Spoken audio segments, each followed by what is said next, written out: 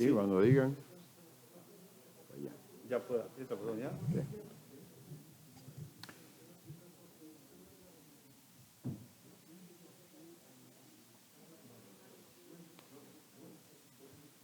Buenas noches,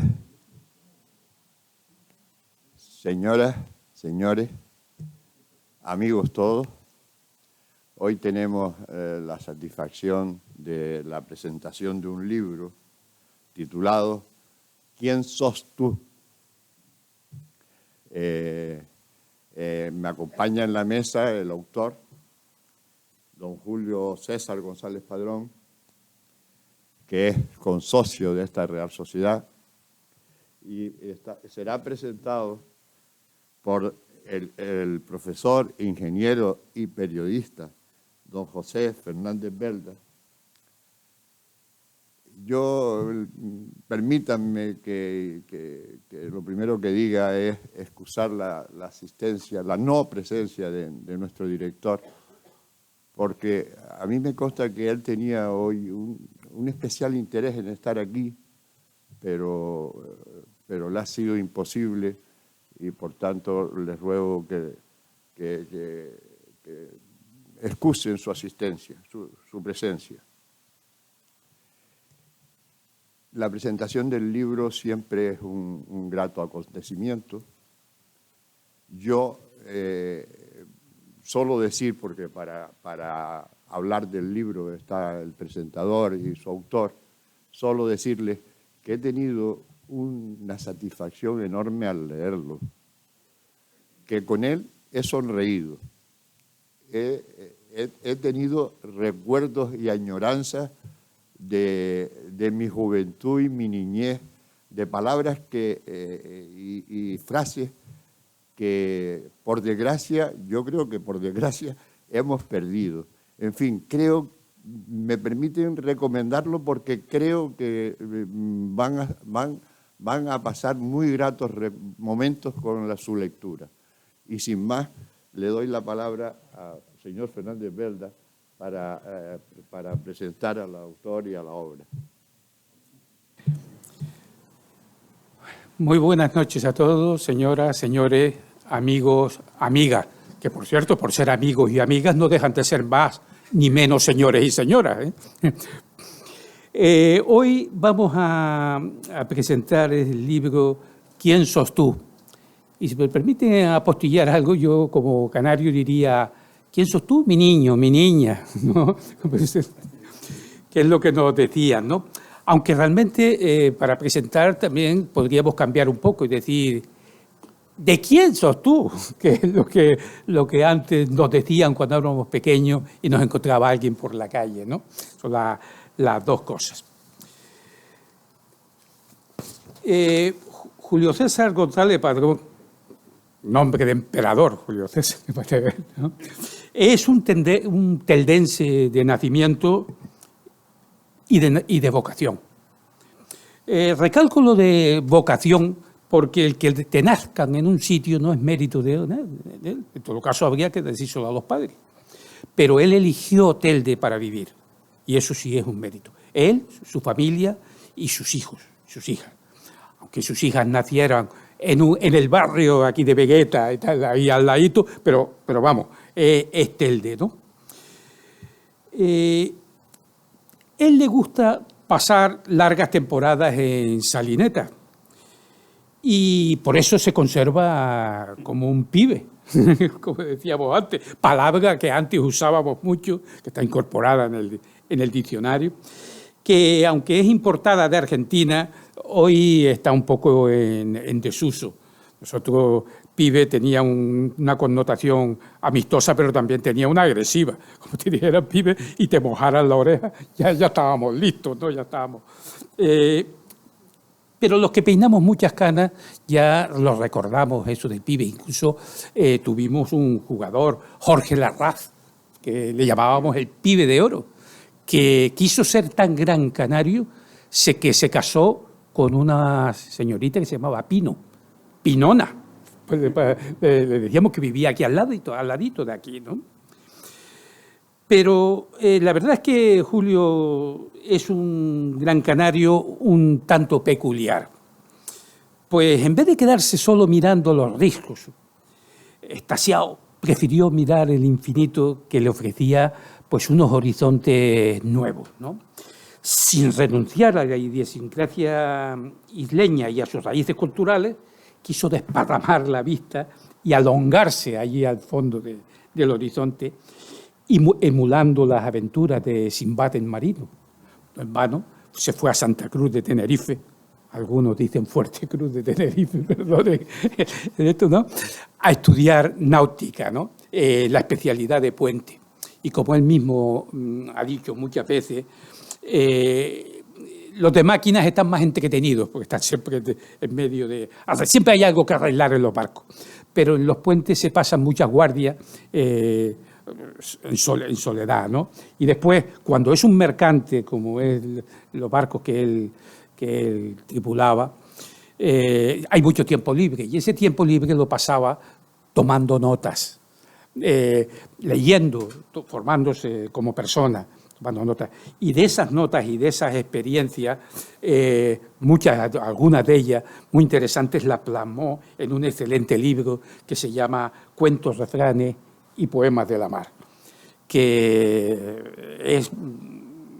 Vamos, yo lo tengo, la verdad es que lo tengo, no diré como libro de cabecera, pero sí en el escritorio lo tengo siempre, porque de vez en cuando recurro a él para, por lo menos, echar unas sonrisas. Como bien saben ustedes, en su larga y fecunda producción literaria, está centrado en el mar y en los marinos, piratas incluidos, los carpinteros de ribera, los nobles cambulloneros, la historia del Puerto de la Luz. También tuvo el humor de escribir un librito que se llama Guía informal y desenfadada de Gran Canaria, que tuve el placer y el inmenso honor de que me permitiera prologarlo. Algunas de sus obras, bueno, al margen de esto de los carpinteros de ribera y astilleros de Gran Canaria, Cambullonero en Péctore, que como muy bien dice, está dedicado a ese colectivo de honrados trabajadores porteños, los cambulloneros, que desarrollaron el oficio del cambullón en el Puerto de la Luz, dice él, ¿no? Y además él tiene una muy interesante batalla con la Real Academia Española de la Lengua para reivindicar lo que eran los cambulloneros, que no es la definición que se lee en el diccionario, sino es otra cosa, lo que la gente con ya unos cuantos años vivimos y supimos lo que eran aquellas personas. Y esto lo narra muy bien en esa lucha, ¿no? Luego, su producción literaria sigue con, bueno, por supuesto, si me aclaro yo con estos papeles, con Las Palmas de Gran Canaria, nuestro puerto, nuestra ciudad. Otro libro también entrañable, Garoé, que está un libro de poesías en homenaje a sus raíces familiares herreñas, ¿no? Bueno, la poesía o los poemas es algo que Julio César cultiva permanentemente. Bueno, a todos sus amigos, los que nos tiene fichados en el Facebook, en el WhatsApp, todos los días nos manda un poemita para iniciar la mañana. Como quien toma el buchito, se toma el poema de Julio. Luego novelas como La maldición del negro, que dice, pone una frase que dice: vivirás eternamente hasta que todo lo blanco se cubra de negro.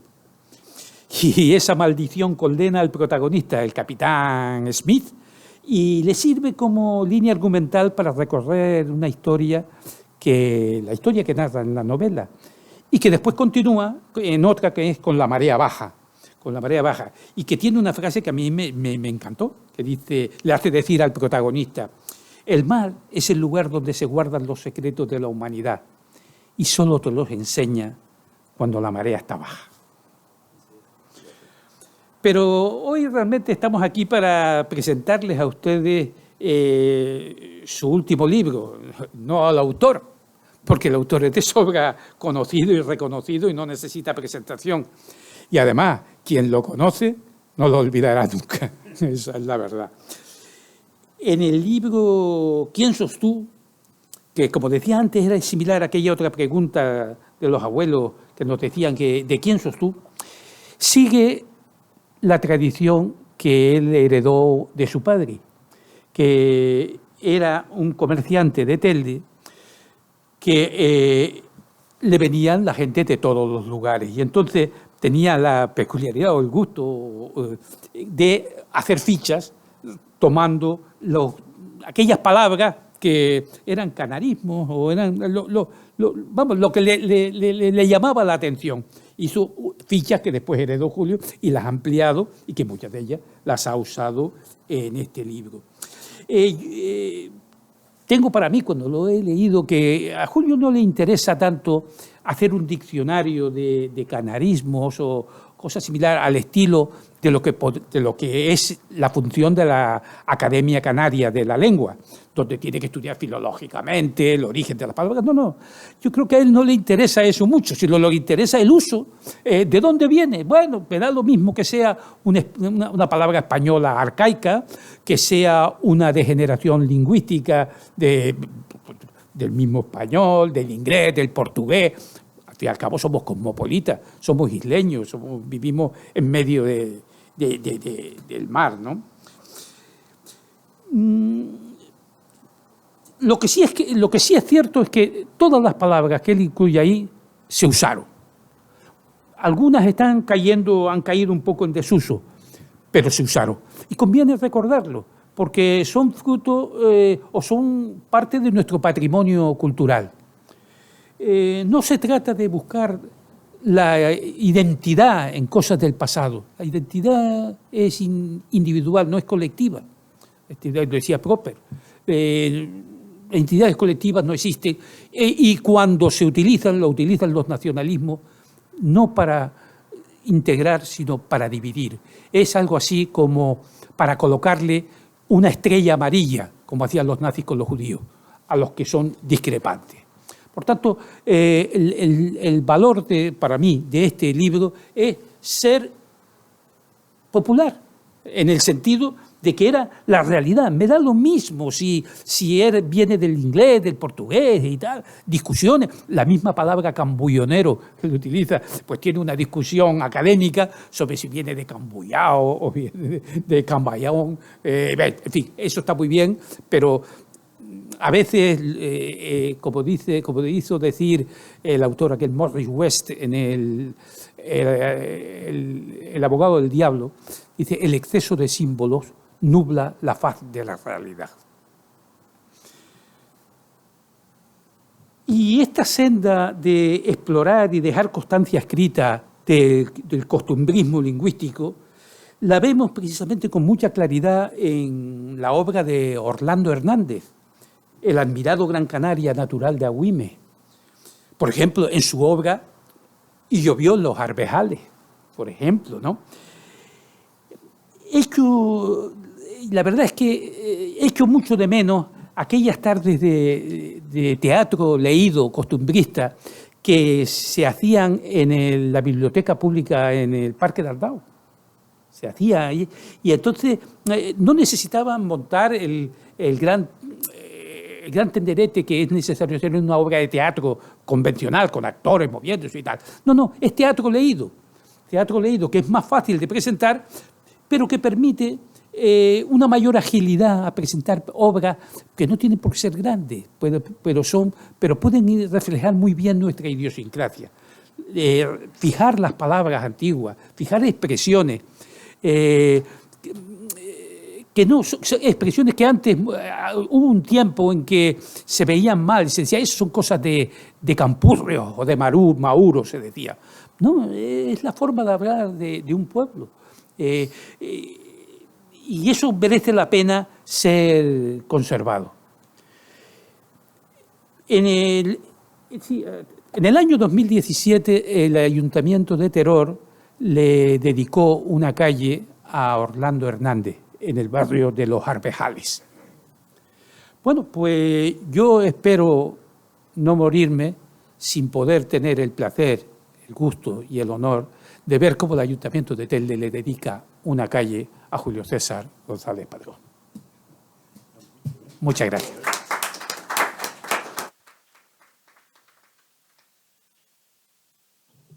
Buenas noches. Tiene la palabra el autor, don Julio César González Padrón. Señor representante de esta patriótica institución que es la Real Sociedad Económica de Amigos del País de Gran Canaria, don Gonzalo Melián García, amigo Gonzalo. Señor don José Francisco Fernández y Belda por mamá. Sí, porque todo el mundo le dice Pepe Belda y es Belda por mamá. Al padre se lo carga. Bueno, amigo Pepe Belda. Señoras, señores, o como diríamos según quién sos tú, caballeros y caballeras. Como tengo fama de darle a la tablilla, que también aparece, darle a la tablilla aparecerá también en mi léxico, pero como ustedes son tan canarios seguros que saben lo que es dar la tablilla, me he prometido esta noche, con ayuda de Dios y con mi honor, y por mi honor, ahora Dios dice, a mí no me meta, Julio, a mí no me meta, seguro, porque yo me reconozco. ¿Sí? No, me he prohibido hacerlo lo más escueto posible para no cansarlo. Por eso quiero decirle, empiezo diciéndole y preguntando, ustedes preguntarán, ¿qué me motivó a hacer este libro?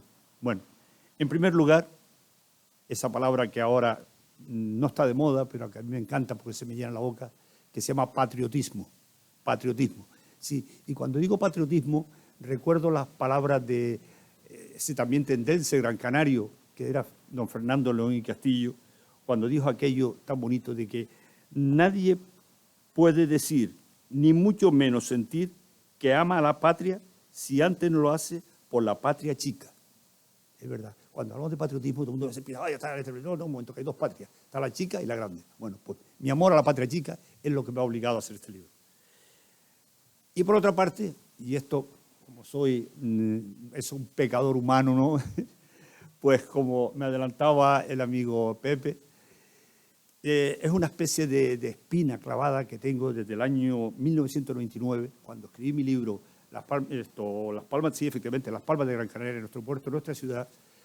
Cuando me tocó llegar al capítulo de los cambulloneros, entonces estaba navegando y no tenía acceso a mucha documentación, así que me fui a la biblioteca del barco.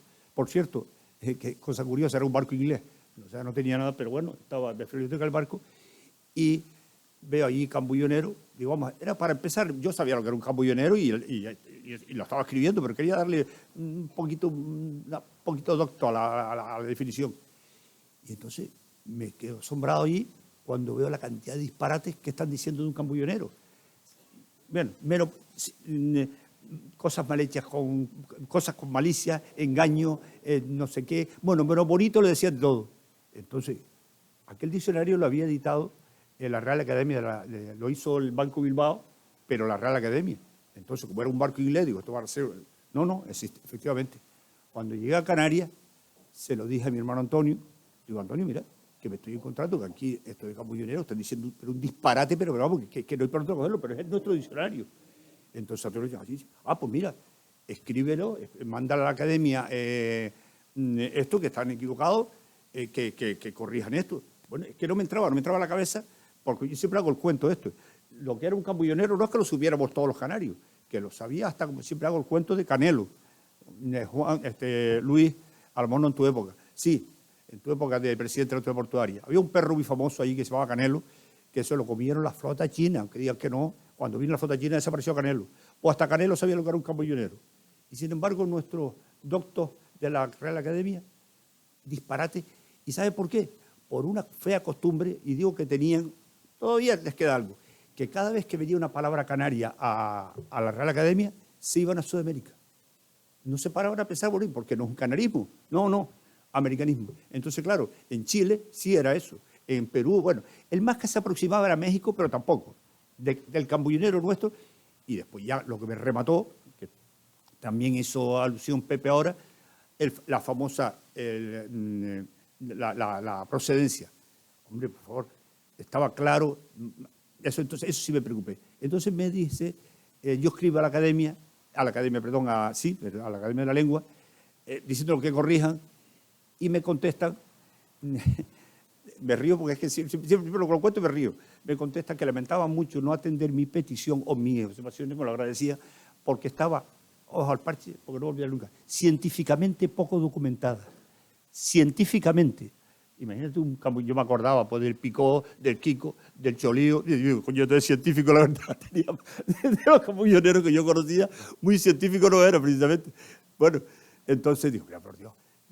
Y que en cuanto a la procedencia, que yo se la decía al camballón del inglés y no del cambullao que decían ellos, porque ellos decían que procedía del cambullao portugués, porque los pescadores de las Azores, fíjese, de las Azores, no de la Madeira, no, de las Azores, allá arriba, que están más cerca de Canadá, como digo, que eso, utilizaban esa palabra. ¿Qué relación teníamos nosotros con esa gente? Ninguna. Entonces, le volví a tal y ya no me contestaron.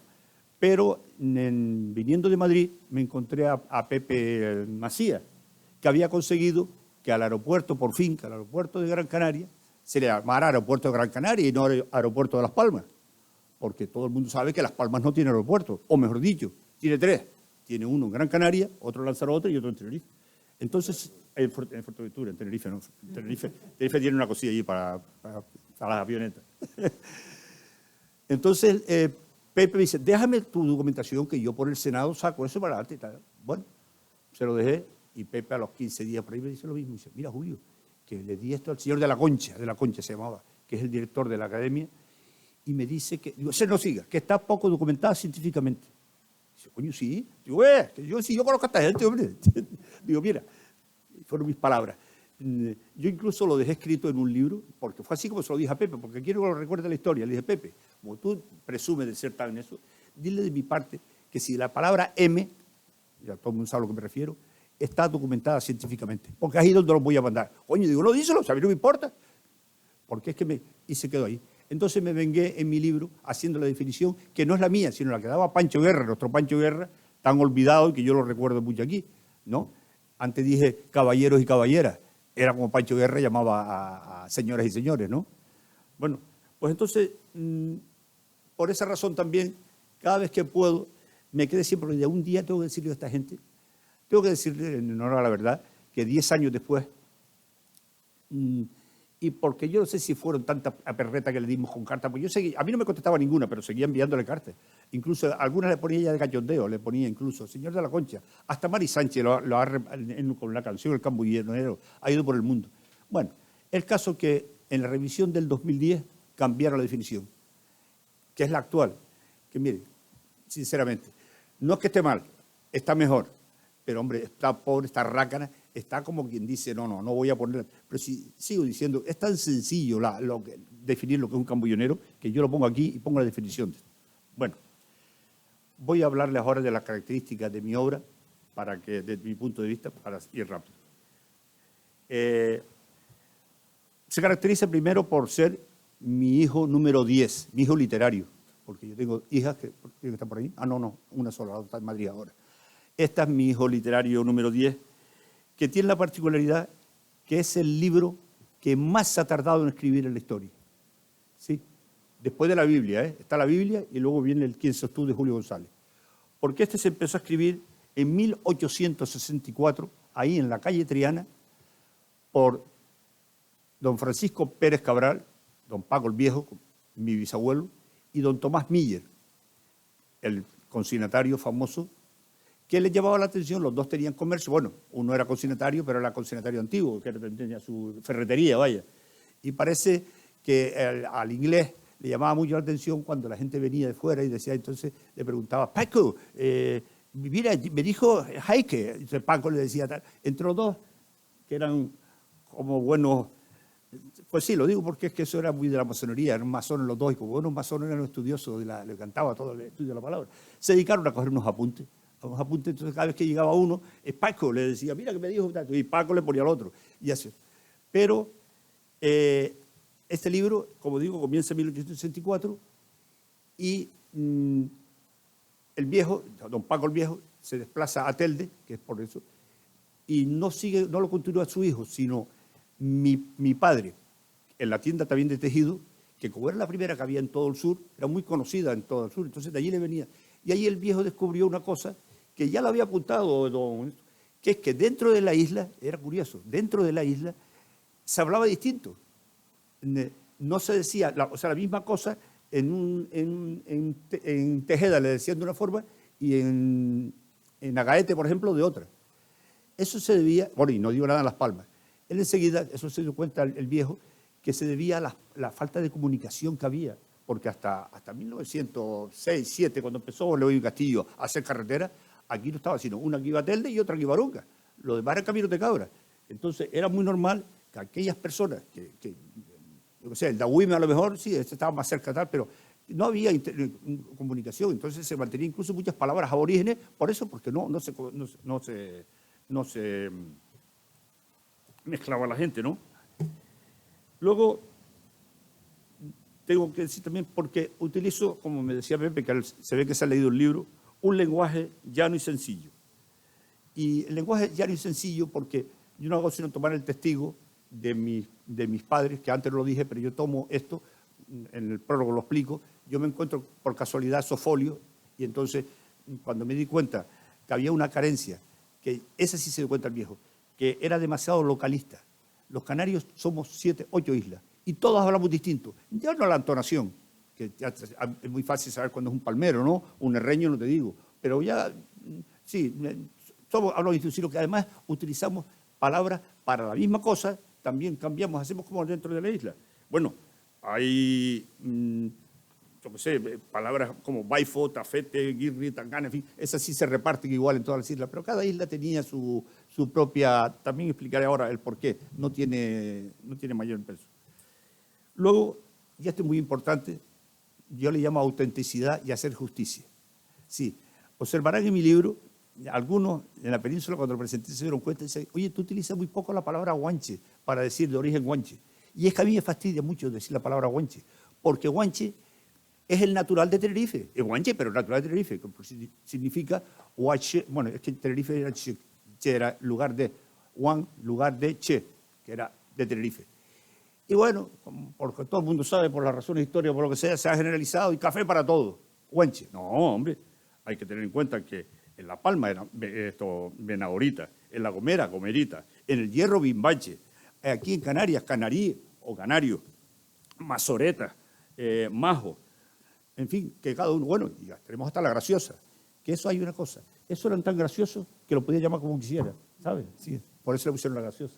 No, eso es un apunte mío. Y luego, algo que tiene a los libreros hecho el diablo. Y lo digo, es verdad, porque yo comprendo, ellos tienen su negocio y yo no esto lo hago por puro patriotismo, pero yo sé que los libreros quieren ganar dinero y es su precio, es un chollo. Cuando usted lo ha comprado, un chollo. Los que no tengan 20 euros no se preocupen porque yo le he dicho a mi hija que por no tenerlo no desde llevárselo, que ella admite dos billetes de 10 también, o sea que no tengan problemas con eso. O sea, no, yo no puedo decir, que no tenía los 20 euros, no, pero no te preocupes, ponle eso. Bueno, por todo esto, digo que fue una verdadera bendición del cielo que yo aquel día encontrara aquellos cuartillas escritas con una letra preciosa, incluso descolorida, y luego otras cuartillas ya escritas a máquina, donde, y por eso lo pongo 1864, porque en una de las frases ponía mi hermano Rafael, 1864. No sé a qué se refería. Debe ser que el hermano Rafael le dijo, mira, esto tal, y lo apuntó. Porque a lo mejor el libro empezó antes de 1864, ¿no? Entonces, ¿cuál fue mi labor? Yo lo cojo en el 2014. Yo sí sabía que mi padre estaba escribiendo esto, porque en casa siempre le gustaba mucho emplear las palabras.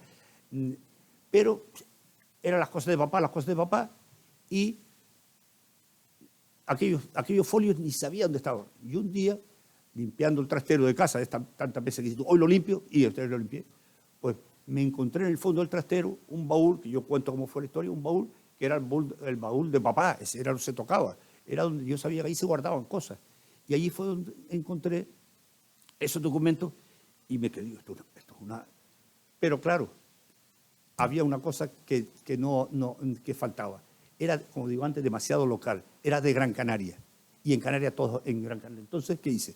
Aprovechando mi especie de tourné que hice con el amigo, esa y otra, con el libro de Barbanera, pues me dediqué a ir isla por isla, cogiendo y preguntando para hacer un léxico canario, de verdad.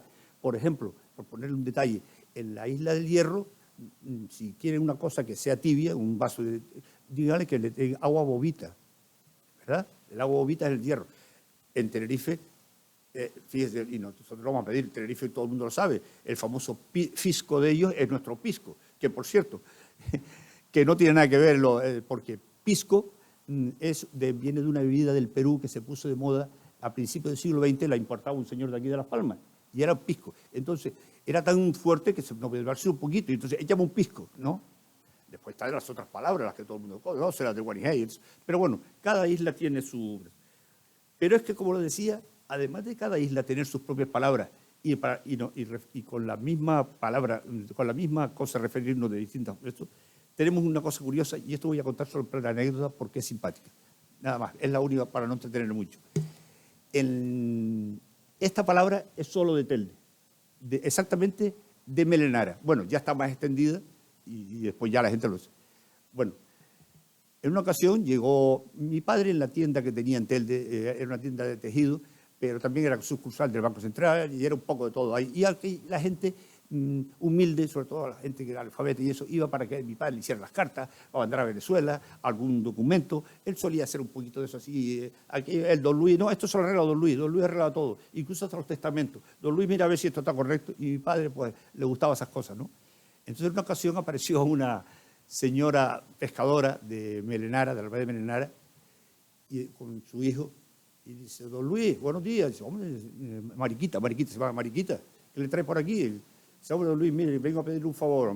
Sí, dígame, ¿qué le pasa? Dice, mire, don Luis, que han llamado, no, perdón, es que primero se pegó el golpe bueno, que eso es muy canario también. Los canarios, no tanto ya, pero cuando queremos engrandecer a una persona o adularla o lo que sea, la estropeamos, le damos tanta floritura que la estropeamos.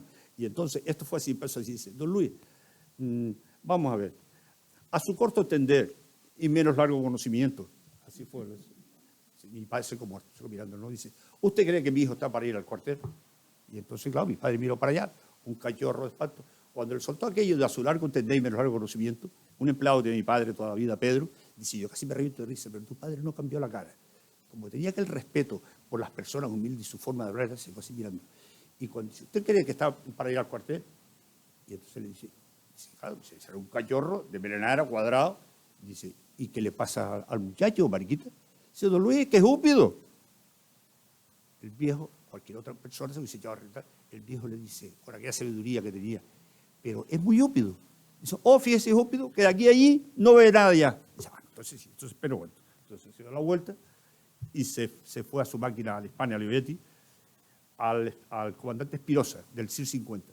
Estimado amigo comandante Espirosa, te ruego que tu oftalmólogo, tu equipo oftalmólogo, observen a mi recomendado fulanito de tal, hijo de, en fin, una carta larga que tiene, la conservo, porque creo, lo han llamado para fila, pero creo que tiene un alto grado de upidez, entiéndase miopía, le pone entre paréntesis.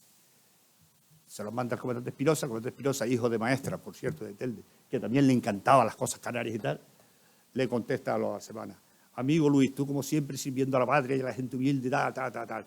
Efectivamente, nuestro equipo de oftalmólogos ha revisado a tu recomendado y ha resultado que su grado de upidez, entiéndase miopía, es tan grande que lo libera del cuartel. Y se escapó por úpido. Pues entonces, el que es úpido es que es miope. Bueno, entonces es una palabra nuestra. Ahora va a la coge la Real Academia de la Lengua y se va a Argentina a ver qué significa úpido. ¿Sí? Y los mato, los mato. En fin, antes dije que en cada isla se hablaba distinto. Pero es que no es que sea de nuevo. Cuando Juan Rejón acabó la conquista de Gran Canaria, cuentan los historiadores que se llevó de aquí de Gran Canaria, se llevó, no sé si 10 o 15 intérpretes. Y se encontró, le llamó la atención que los intérpretes canarí que se iban para los guanches, que no se entendían. Sí, tenían palabras comunes y tal, pero no se entendían muy bien. Pero claro, era normal, porque todos los canarios, como sabes, son de origen magrebí. Pero es que el Magreb arranca en Egipto y termina en la Baja Mauritania, en la Alta Mauritania. Todo eso. Imagínense si habrían aldeas por ahí. Es como el latín nuestro. Todos somos, proceden del latín. Pero yo no me entiendo con un francés, ni me entiendo con un italiano, ni con un portugués. Sí, seremos latinos. Pues igual es eso. Tenían el mismo origen y habían palabras comunes, como dije antes, lo de Baifo, muchas palabras, pero lo normal no cada uno. Porque encima eran pueblos que habían venido incluso en distintas épocas. Concretamente el de Tenerife, porque me he preocupado mucho saber de dónde salen los de Tenerife. Sí, sí. De otros no me he preocupado. Los de Tenerife, yo voy a presentar el libro en Tenerife ahora el día 17. Esto no lo voy a decir allí, pero me he preocupado ver de dónde venía el pueblo guanche, el guanche. Es un poco de donde estaba Agadir, un poquito más arriba hay una aldea, por allí creo que de ahí, sí, de esa zona, además que no podía ser otro sitio. Yo sé por qué lo digo. Bueno, pues entonces se encontraron con eso. Y sigue la costumbre. El famoso bochinche nuestro es guachinche en Tenerife. Pero está bien. En Lanzarote el hache a un camello es ponte de rodilla. Pero heche, que es distinto, es el Lanzarote. Fíjate, tan cerca es distinto. Antes dije porque en el hierro es precioso. El hierro hay una cantidad de palabras, sobre todo arcaísmos, que es otra de las cosas que nos caracteriza a nosotros. Nosotros seguimos utilizando palabras muy antiguas, muy antiguas. No digo ya nada nuestra influencia inglesa. Antes dije cambullonero, pero podemos hablar del famoso piche o del guanijay, como digo, o tantas cosas que hemos heredado de los ingleses. Pero ahora me perdí, porque no sé por dónde le estaba quería explicarle lo que decía Pepe, no te me vayas por eso. Pues sí, me fui, Pepe. Bueno, exacto, se me fue el Baifo. Yo en la península no puedo decir que se me fue el Baifo, porque primero que no había Baifo. Y después había que explicarle primero lo que es un Baifo. Sí me puedo explicar lo que es un Baifo. Bueno, entonces, como les digo, este libro se centra mucho... sí, le quería decir que en el hierro ahí me llamó mucho la atención los arcaísmos. Se sigue hablando como hablaban, no digo en el siglo XVIII, pero rozando. Es muy curioso todavía que muchos niños, sobre todo en el campo, cuando alguien le dice, por ejemplo, Juanito, no te dirá qué, sino señor, sí. Es señor, y además con ese todo, es muy bonito, ¿no? Bueno, allí sigue utilizando lo de señor padre, y usted al padre, que también aquí en Gran Canaria lo tenemos en eso, llamar al padre usted, ¿no? Bueno, este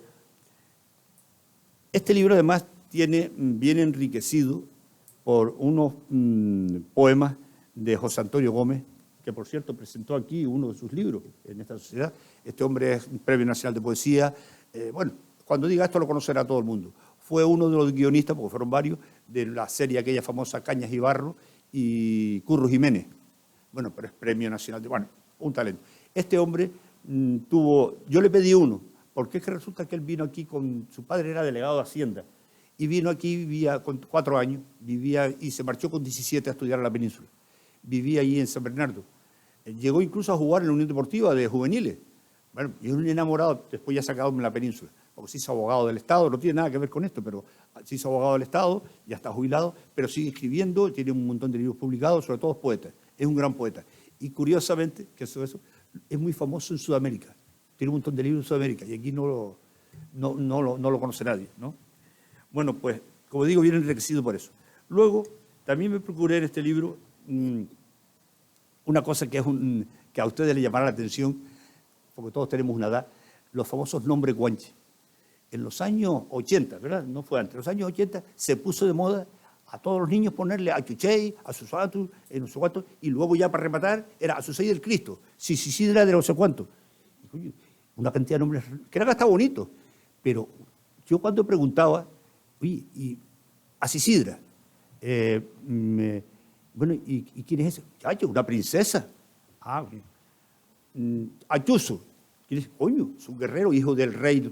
Y yo decía, pero coño, ¿qué pasa? Aquí todos son príncipes, aquí si lo corte, aquí todos son príncipes, princesas, aquí no trabaja nadie.